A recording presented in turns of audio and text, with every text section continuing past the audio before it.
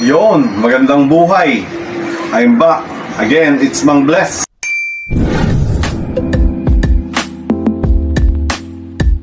Para sa Real Talks.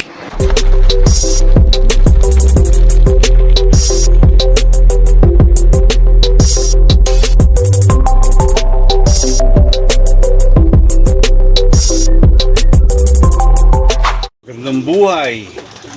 I'm back.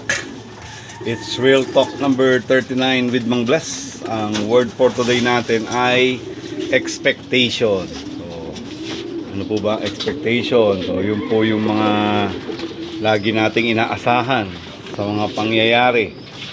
No? At lalong-lalo na yung mga hindi natin inaasahan. Expectation bilang racing pigeon fancier. Kamusta po ba? Ano po bang mga expectation nyo? Yumaman po kayo?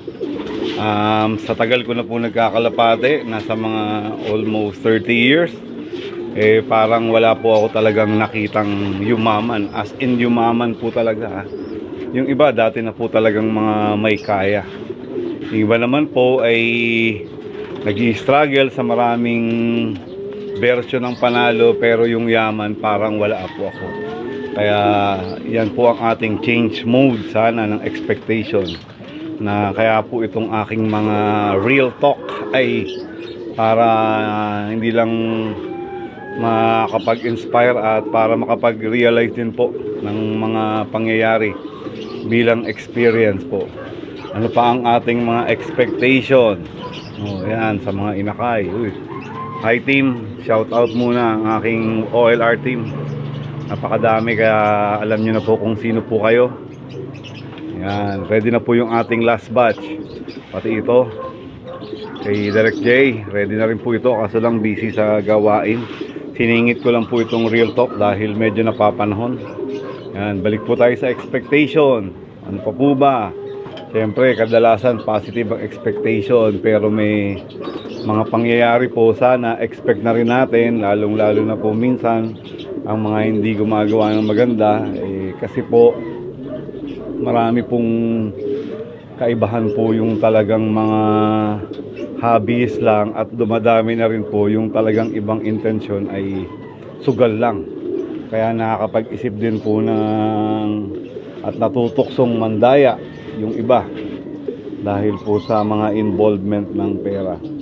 Pero ganun nga po, minsan kahit hindi expected ay kailangan maging mapanuri at makapag ano po tayo sa mga sitwasyon, no? Na hindi lang po yung expected ay lalong-lalo na po minsan ay yung unexpected para makapag-ingat po tayo. Yan, ano pa po ba? Bago po ako mag-ano ay shout out muna muli sa aking mga sharer ng aking real talk. Thank you sa inyo dahil kahit iilan lang po kayo ay tinatreasure po kayo. Si Idol Bong, Everkind, Bong Gutierrez at si April Panganlop, thank you sa inyo. Kahit marami tayong views ay siyempre yung iba expected na natin talaga na manonood lang yan. At minsan ay mag-titip lang at pagsalita ay parang sa kanila pagaling. At expected na rin po natin yan. Sa unang-una ko pa lang po na real talk ay yung gayahan moves ay talagang miski nung unang panahon pa ay naririnig ko ngayon yung mga version nila na parang sa kanila galing yung kwento. Dahil nga gaya ko lang din yun, expected ko na rin po yan. Ano pa po na mga doon po tayo muna sa mga positive talaga na expected natin, no?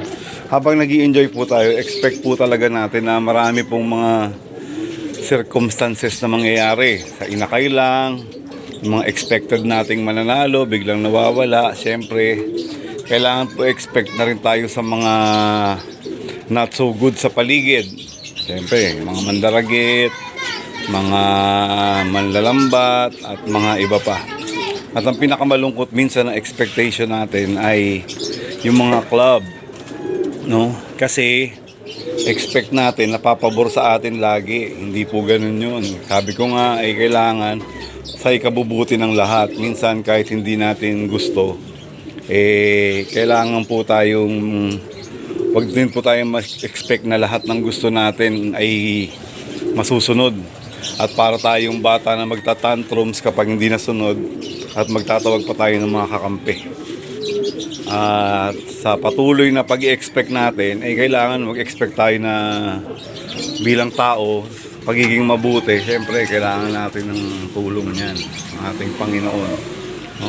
Para ma-enjoy pa po natin ang lahat ng mga iba pang mga expectation natin. Maging champion, syempre nagpe-prepare po tayo.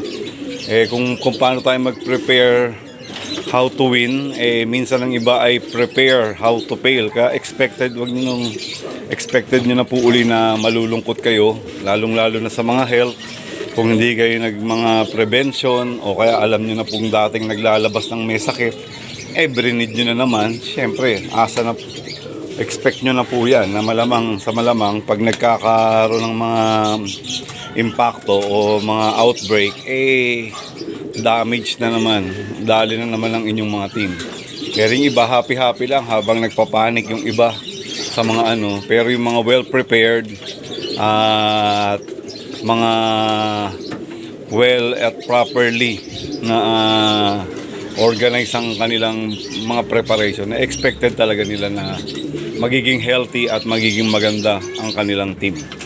At dahil dyan, overtime na po pala ako, hindi ko nakikita yung oras. Muli, peace, thank you.